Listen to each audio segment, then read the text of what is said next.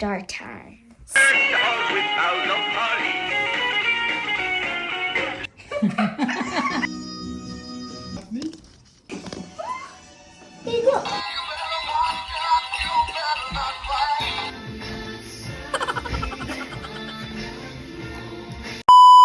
Kung pwede nga lang yan, September pa lang yan, nagkabit na ako ng Christmas decorations. Kumo, makati na yung kamay ko ba? Kaso lang ang mukha ng asawa ko, hindi talaga madrawing. Mahiya man ako, parang sabihin niya, atat na atat talaga. Karamihan niya sa mga Australians dito, tita, mag-decorate yan sila yan ng mga 3 semana na lang before mag-Christmas. Mga pantasma. So naisip ko pa lang, sa kadami-dami kong mga box dito, tapos 3 weeks lang before magpasko ako mag-decorate, ay useless, hindi yan worth it. Parang kapagod na yan, palabas-labas ka ng mga boxes na ganito. Tapos maya itanggalin mo na naman, parang uto-uto ka lang talaga, di ba? Pero mahiya man ako, tita, kasi sabi ko, dad mo ako maglagay na ako ng decorations noong October, sabi niya, too early. So natablan din ako ng hiya, tita. So sa sobra ko kaantay-antay, parang nawala na din ako ng gana, nalulubat na ako, kaya lagi ako ng garage sale, madami kong ginagawa. Hanggang na sabi ko, parang malapit na mag-New Year, wala pa tayo nakada-decorate dito. Yun, pinush ko na talaga ang sarili ko, todo na talaga ito. Yan, nag-decorate kami ng mga bata. Tapos before nagpunta si dad ng trabaho, pinagkukuha niya na yung mga boxes ko doon sa bodega. Kaya tinago nga namin, kasi naalala nyo, last year, nung bago pa kami dito, wala kami mga decorations. Kaya bininta ko man doon sa Melbourne yung mga decorations, nagdala lang ako ng mga special na gusto ko talaga.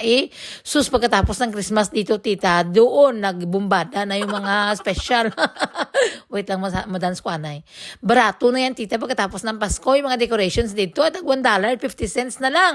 So, nagbirada ako ng pamili nung last year, tita, kasi alam ko, this year, magagamit ko talaga. Tinago ko lang muna doon sa Buriga. O, ayan, palabasin na natin lahat ng mga tinago natin, tita, na binili noon. Ay, kamura-mura talaga, tita. Oy, so lahat-lahat ng mga mura doon, pinagbibili ko, alam ko na magagamit ko ngayong taon. So, tapos yung mga importante talaga na mga dalan ko galing sa Melbourne, pinagtatago ko, lalo na itong aking santa-santa na naga-dance-dance na binigay sa akin ng kapitbahay ko sa Melbourne. Dinala ko talaga yan dito, tita. Kasi very special yan sa akin. Hindi ko yan pwede ibigay or ibenta noon.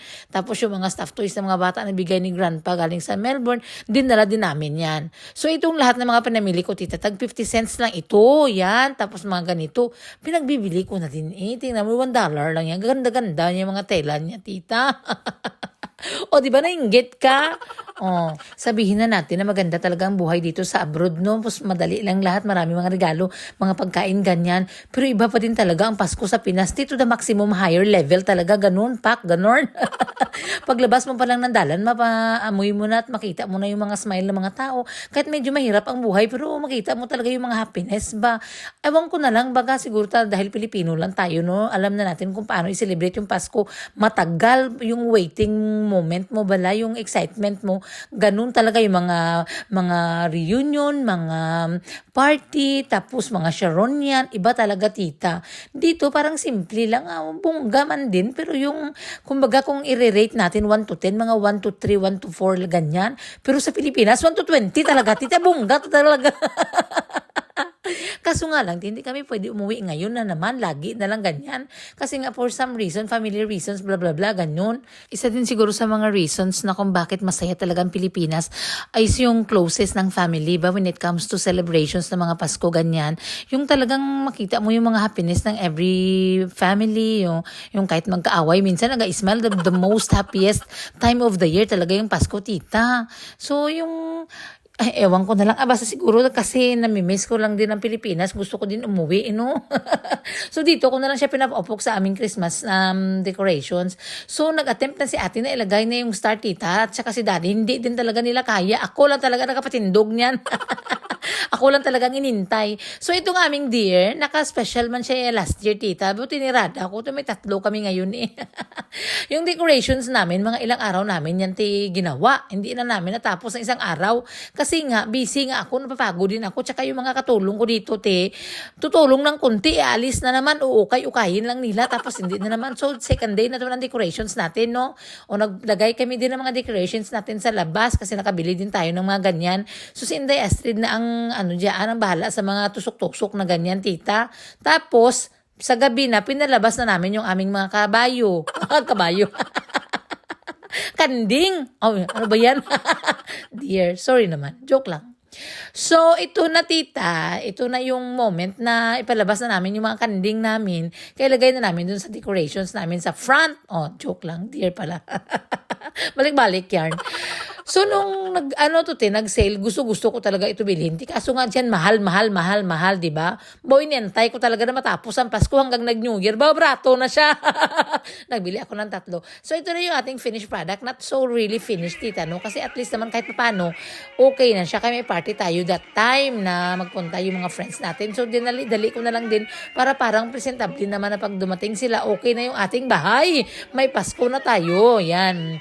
Yan yung aking model ngayon. Siya yung magtutur sa atin kung ano kaganda yung aming decorations dito. Madala ka sa sayaw ni Astrid. Bongga na yan. Bahala na dyan. So, yung aming Santa Claus, pagkatapos ng Pasko, papayat na yan siya kasi wala siyang tigil ng kakadance dyan. O, hanggang pati si Astrid na din. Actually, last week po natapos ang decorations natin. No? So, lagi lang busy si auntie nyo. At saka dami-dami nating edit na mga videos. Minsan hindi ko na talaga kaya, tita. Dinidelete ko na lang kasi nga ang Power Ranger ko medyo nalulubat na minsan. So, this time, in-invite ko yung kaibigan ko na Filipino, tita, na paalis na dito sa town namin. Papunta na sila ng city. Sabi ko, before kayo umalis, ipapakita ko muna sa inyo ang gano'ng kaganda mga kwala ko sa sahig. Char. Joke lang. Dapat basmat yan, tita. Pero maganda ang kwala. Bakit ba? Gusto ko dito siya sa front. Kahit na basmat yan. Ilagay ko siya dito. Kaya maganda siya dito. So, ayun, tita. Nagkantahan ng mga tita at saka mga tito dito muna, no? At least man lang before sila umalis. Makakanta-kanta lang man sila. Tapos si Tita Rose, nagkanta din. Ay, Carol. O at least, diba, tita, parang Pasko na din. May mga Filipino din nakapunta dito sa bahay. And then, sa December 17, I'm inviting you to join us for a Christmas party dito sa bahay. Lahat ng mga kaibigan ng mga Filipino, hala, come on in!